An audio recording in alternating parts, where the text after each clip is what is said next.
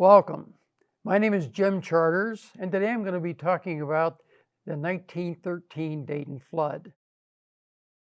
Beginning on Easter Sunday, March the 23rd, 1913, torrential rains fell across the Midwest, dropping a record 3 months of rainfall in 4 days. Floodwaters funneled down Ohio's Miami Valley into the heart of the vibrant industrial city of Dayton. Levees burst, houses were swept away, and downtown was gutted by fires from broken gas mains. At the end of Easter week, 123 Daytonians perished, and tens of thousands of others were left homeless and destitute, a tragedy that made banner headlines in newspapers nationwide. But out of Dayton's ash and mud rose a fierce resolve to never let this ever happen again. What you're about to see is a collection of photographs that portray the terrifying flood, monumental destruction, heroic rescues, and compassionate leadership that occurred during the disaster and the immediate aftermath, and the pioneering flood control engineering that has kept Dayton safe ever since. The Great Miami Valley represents about 10% of the state of Ohio. 4 rivers merged to cause this flooding: Mad River, the Great Miami River, Stillwater River, and Wolf Creek. Plus, the Miami and Erie Canal ran through downtown Dayton, heading south. Now, the floods came early and often to Dayton, as you can see by the dates. And after the first serious flood, John Van Cleve suggested that the people that are living near the water move inland to higher grounds.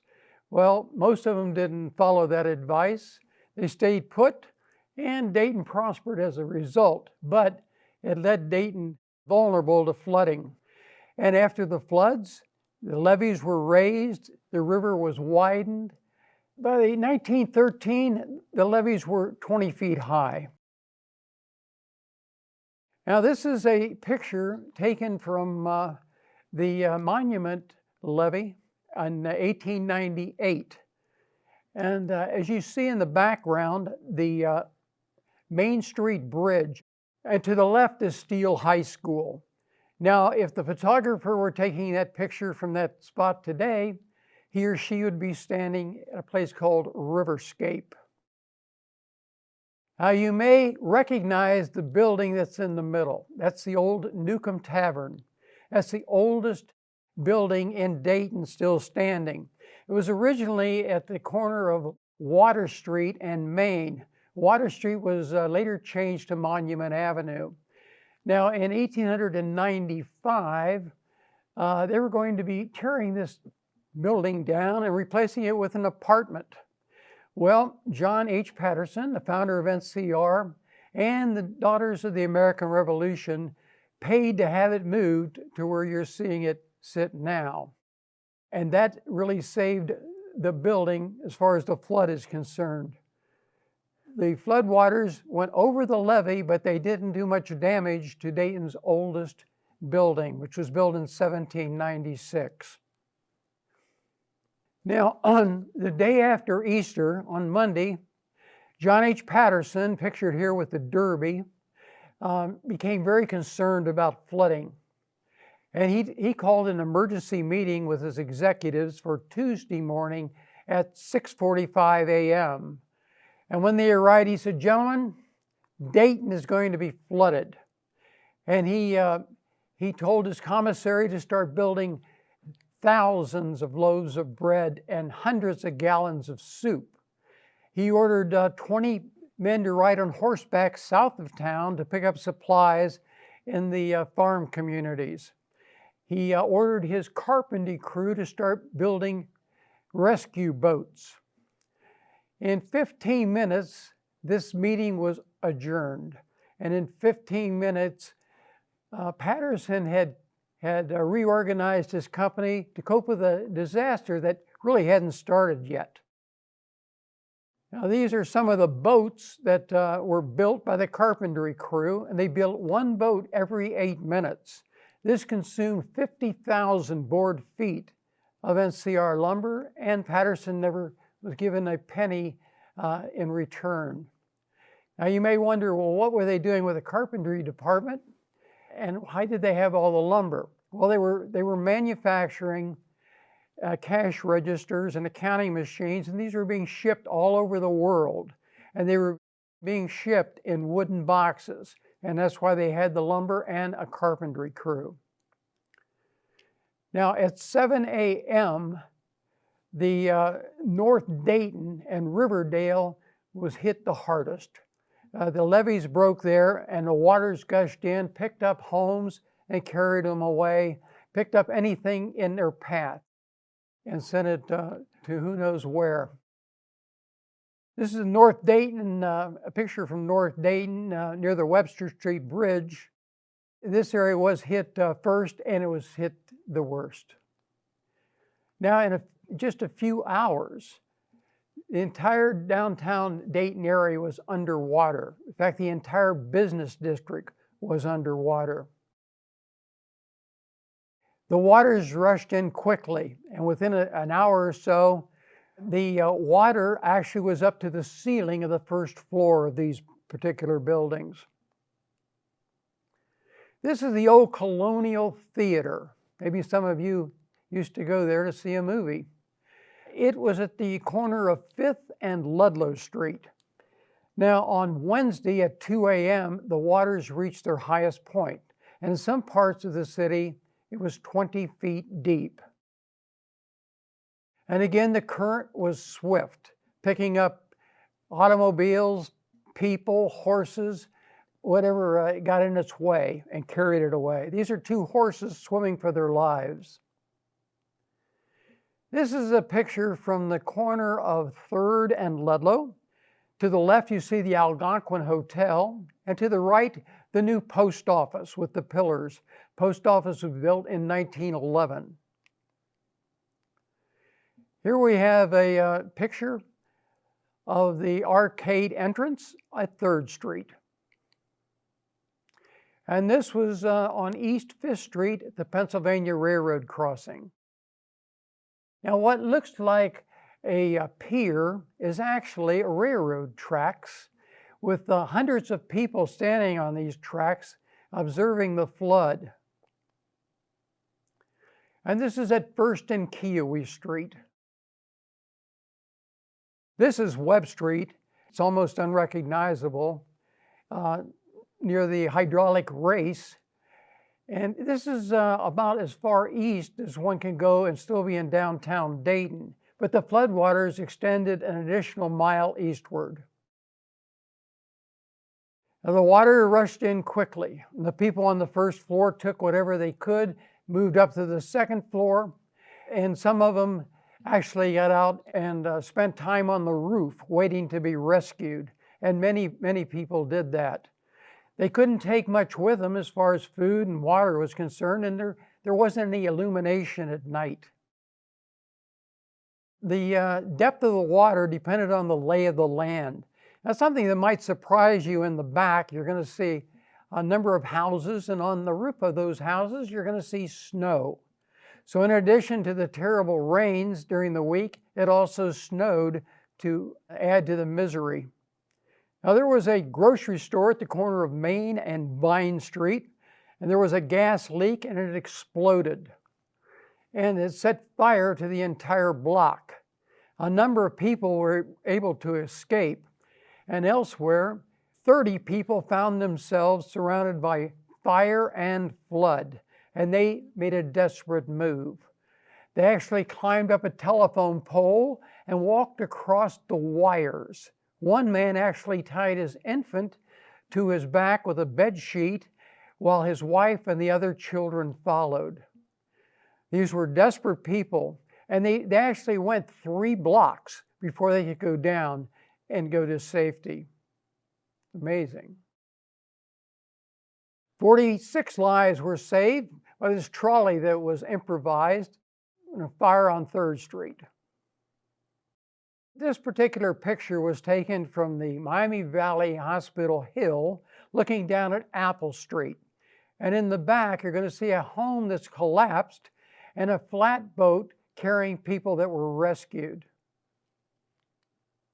Now the current again was very swift, and so they would tie ropes together, and the boatman would hold on to the ropes while he's navigating the boat to get to somebody to rescue them so that the boat wouldn't drift away. In the back, you're going to see a boat that's riding pretty low with 5 people being rescued. Now again, the depth of the water depended on the lay of the land. These 2 men are walking in relatively shallow water, but in the background you'll see a house where the water is up to the bottom of the roof. And a number of different boats were used to rescue people. Greg Lynch, a reporter for the Dayton Daily News, wrote about the action of a number of heroes during the 1913 flood. And I'll mention a few of them. Ray Stanberry, an NCR employee, carried 22 people to dry land before getting caught up in the high waters. He was found later unconscious in the water on Main Street. He was revived and fully recovered. W.H. Snyder, chief engineer at Johnson Thomas plant, rescued 125 people after he commandeered a boat to bring people to high ground. Among those were a family of 5 who had spent 24 hours on the roof of a house. Fred Sheely, an attendant at the state hospital, took at least 200 people from homes where they were in danger. Lewis Ross carried nearly 100 people to safety. He worked without taking a break and refused to eat while people were in danger. One woman had a broken leg, and Ross used a fence picket as a splint and part of his skirt as a bandage. Fred Oates, using one of the flat-bottom boats that NCR built, brought 10 or 12 people to safety. He also carried food to families stranded in the upper stories of their flooded homes.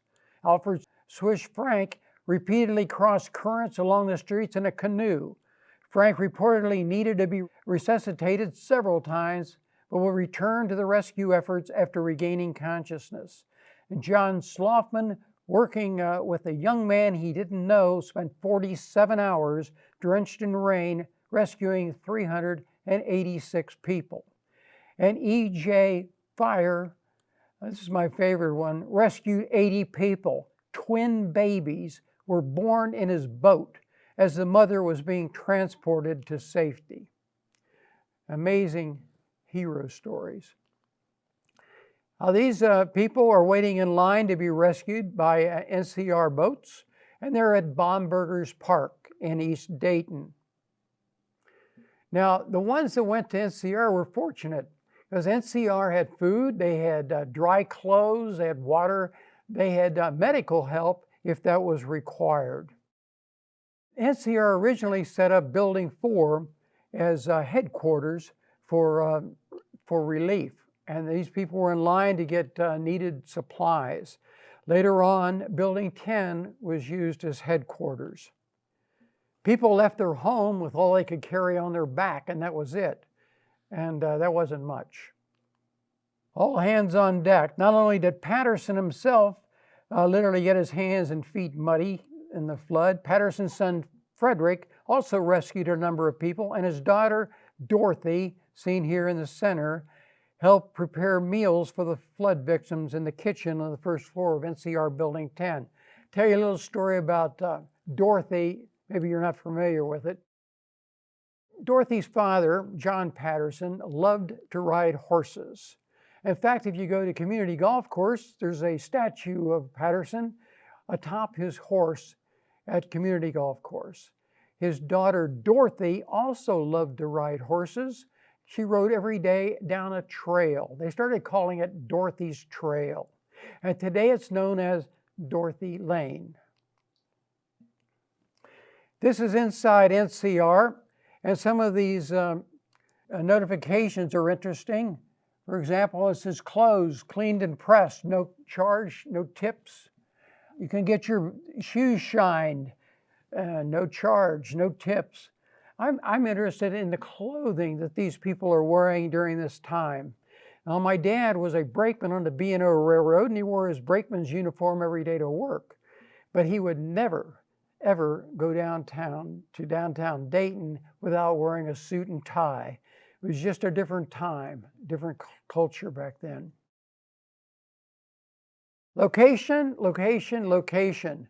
Some people needed to search for their homes because the floodwaters had deposited them elsewhere.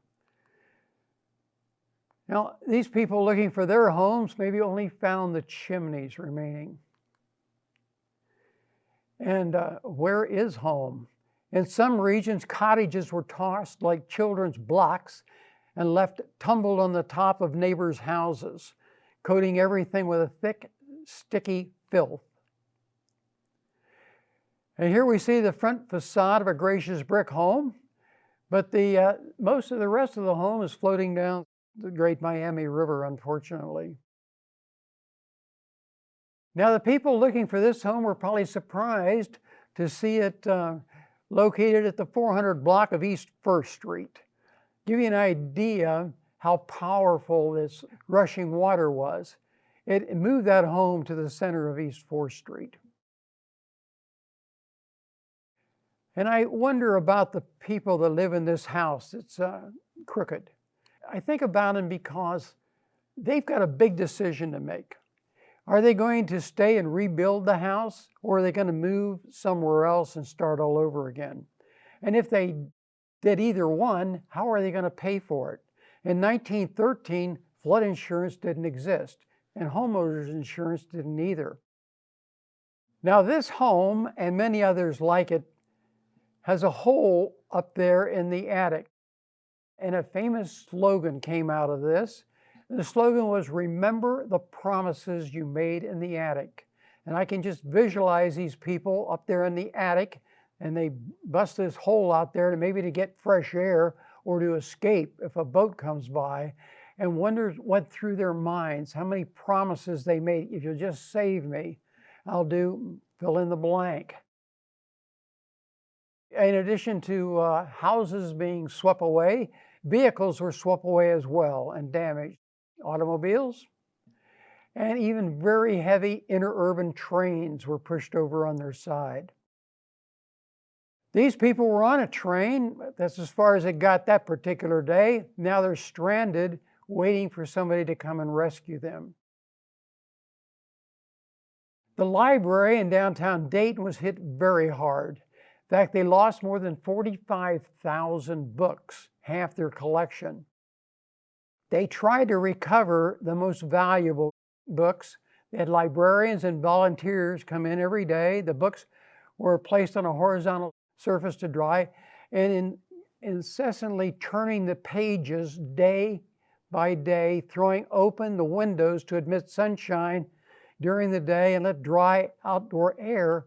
And at night, they would shut the windows, turn the furnace on full blast.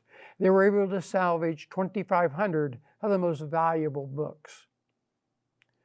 This is a picture of the Secretary's office at the Masonic Temple on Main Street.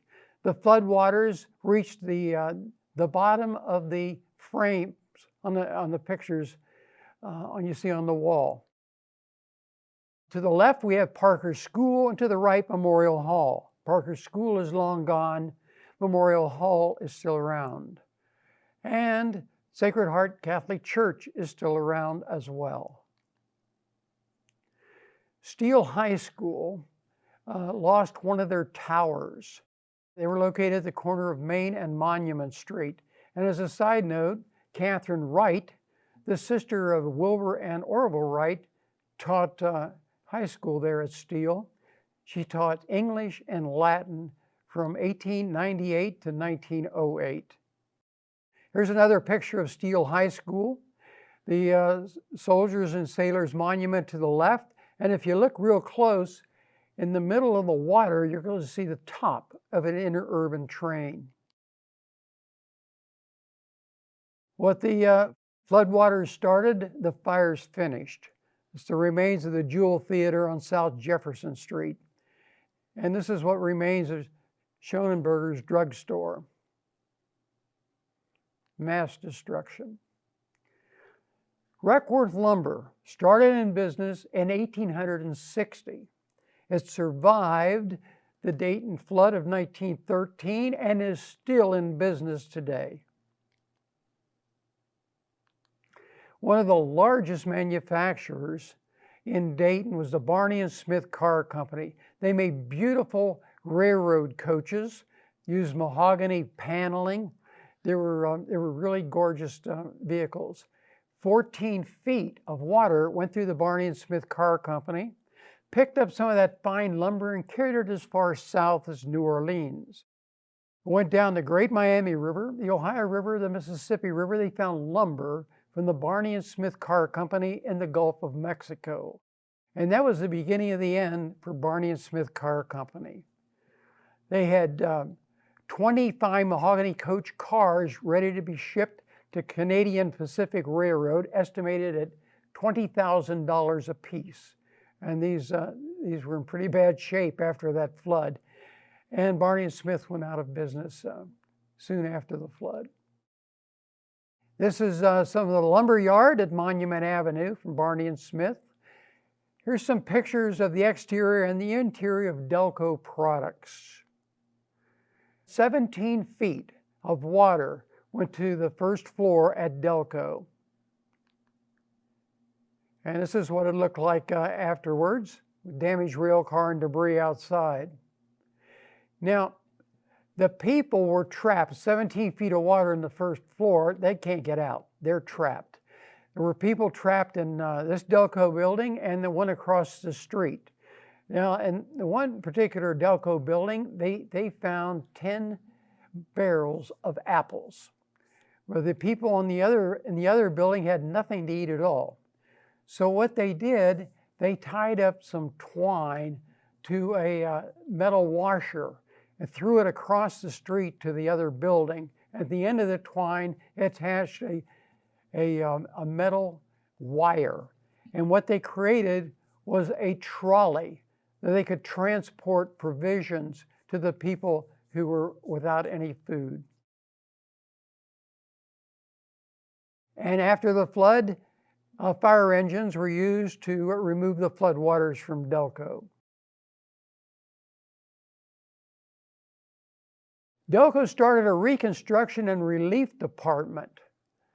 And what they did was the employees at Delco got together and they decided to help repair their fellow employees' homes. And that's exactly what they did.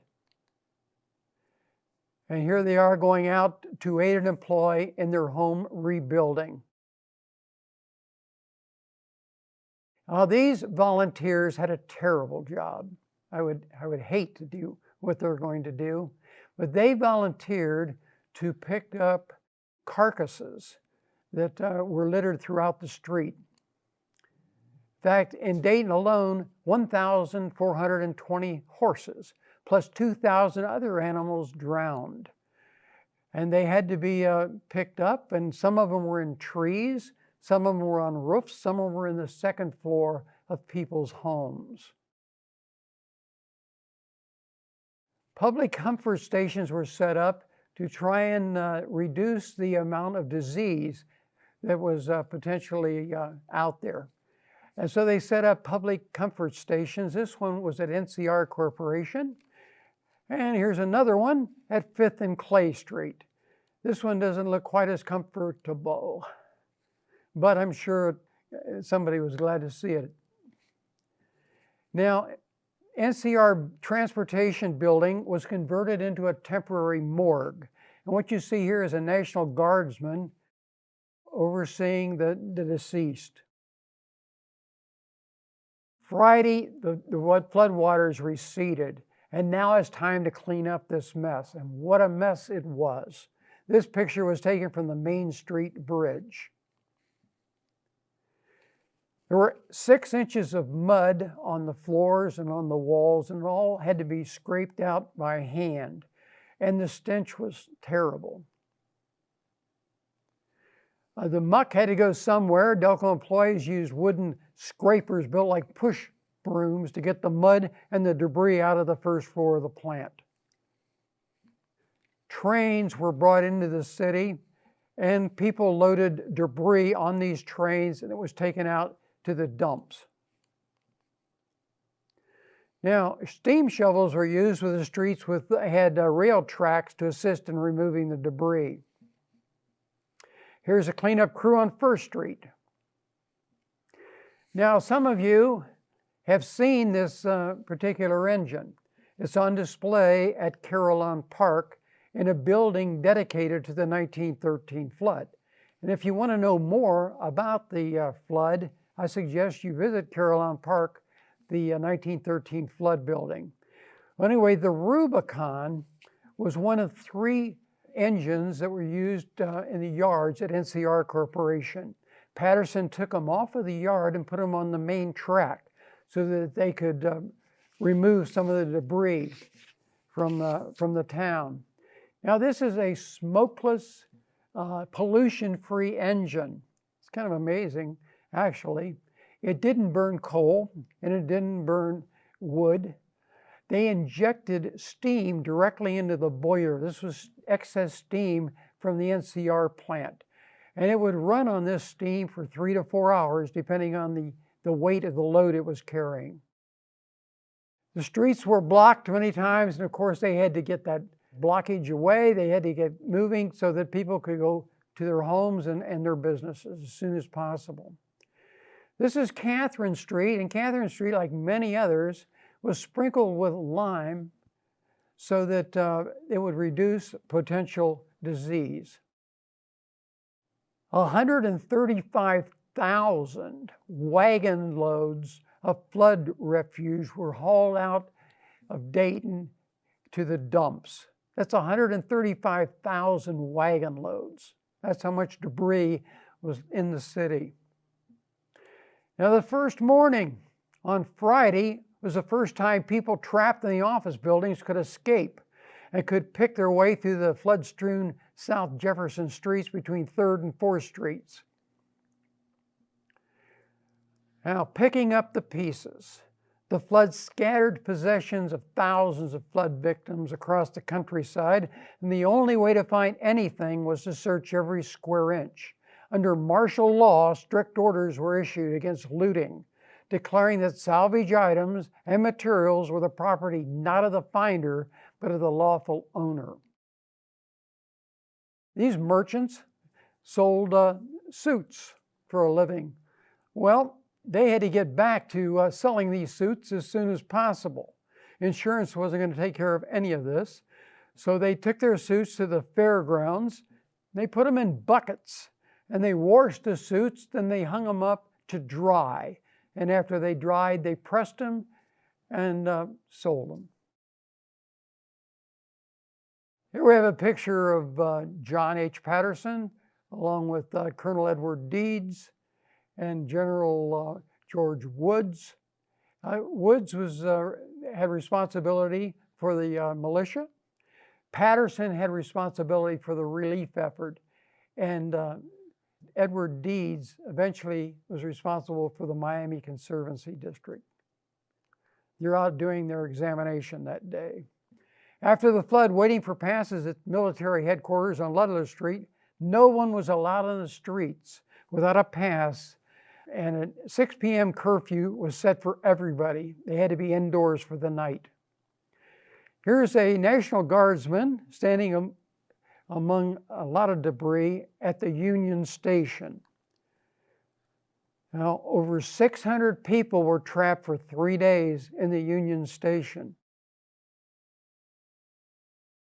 The militia set up tents, and there were several companies of the Ohio National Guard set up at the intersection of Finley and 5th Street. Different types of tents were used. They brought laborers in from outside, and that's where they slept at night, worked during the day. This was 1st Street and Euclid Avenue. There was a tent city set up on the grounds of NCR Corporation, and the people that lived in these tents were the people who lost their homes in Dayton. Now, during the day, the men would go back to work if there was still work, or they would go back to repair their home and the women would stay in the tent city and go about their daily chores and also taking care of the children. The tracks had to be fixed immediately so that trains could come in and out of the city, bringing in needed supplies and taking out the refuse. This was critical. Not only had the tracks had to be repaired, but also what was on the tracks. And here we have a CB&O railroad and their wheels. Now, supplies came in from all over the country to help these poor Daytonians. And the supplies were stored in a number of places, and a lot of them were stored in the basement of Memorial Hall. You'll see a lot of barrels. The barrels were filled with water. And they got water from the nearby farmers who could pump water. And water was critical. And of course, a lot of other supplies as well were kept there. We're doing business as usual. Well, they needed to get back to business as soon as possible. So they started putting up signs and selling what they could. This is the first show window display in Dayton after the flood, F.G. Meyer Jewelers. I remember there was a Meyer jewelry store at 3rd and Main across from the courthouse at one time. The display window at 2nd Street, the department store of Reich Kumler Company. Now, Reich Kumler was a little more fortunate than some of the others because General George Wood bought the entire contents of the store for the state of Ohio so as to have supplies issued to the flood victims. Reich's reopens its first floor sales area, and of course, cleaning supplies were a big seller. Some stores operated without a roof and without walls. These were open air shopping stores. Hunzinger says, doing business as usual. Now, you'll see a sign that says all NCR. I'll read what that says. It says all NCR, tool makers, pattern makers, model makers, and draftsmen report for work at once at your department. All other employees must report Monday morning, April the 7th. National Cash Register Company. This was the primary method of communication back in that day. There was a lot of depression suffered by people after this flood. Matter of fact, 35 people were admitted at the state hospital on Wayne Avenue due to depression and other mental problems. So Luke McLuke decided to cheer everybody up if he could. And he put up a banner that said, "Cheer up. We've had our time of flood and gloom. We've neared the awful doors of doom, and some have ventured in. But now the signs of hope peeps out, so trouble we can put to rout. So grin, gosh darn it, grin." Luke McLuke. Remember the promises you made in the attic. That was the rallying call for the Flood Prevention Fund. And people gathered around and gave whatever they could to contribute to this fund. And within a few months, they had accumulated $2 million, which is a tremendous amount of money in a short amount of time. And the man responsible for organizing this was John H. Patterson, who started NCR, and that's why there's what looks like a large NCR cash register at the courthouse at 3rd and Main. This money went towards the Miami Conservancy District.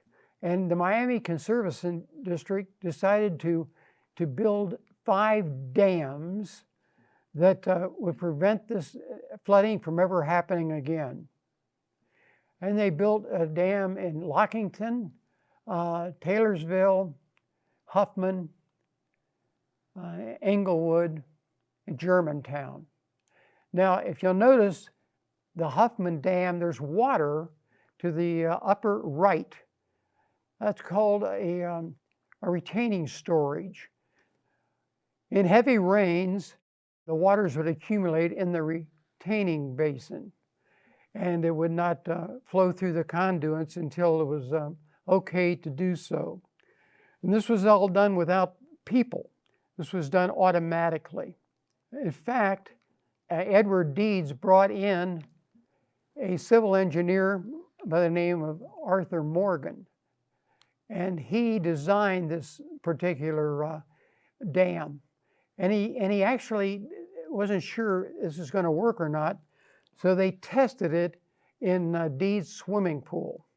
And theoretically, it was going to work fine, and it did work fine.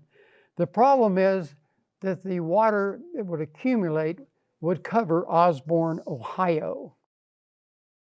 And Andrew Hirschner, a Dayton historian, wrote about the event that took place in Osborne. There's the water where Osborne would be. The storage basin needed for the Huffman Dam would cover Osborne, Ohio.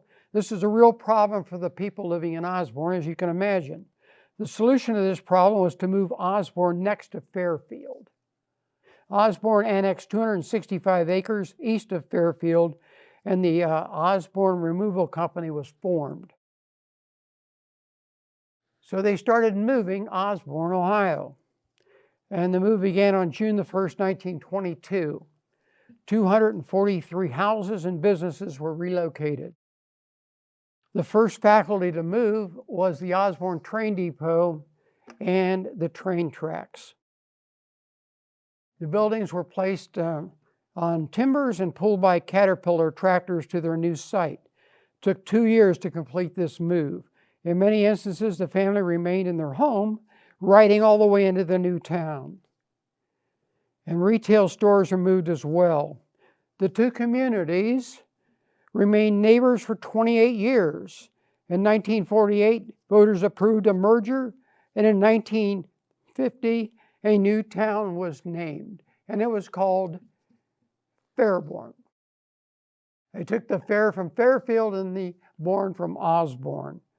And the city of Fairborn is a direct result of the 1913 flood. I really like this photograph. It shows a picture of Dayton in January of 1914. That's less than a year after the flood started. And in less than a year, the town is pretty well cleaned up, the refuse is removed, and things are getting back to normal. And this is a real tribute to the ladies and gentlemen of Dayton who did indeed remember the promises made in the attic. Thank you.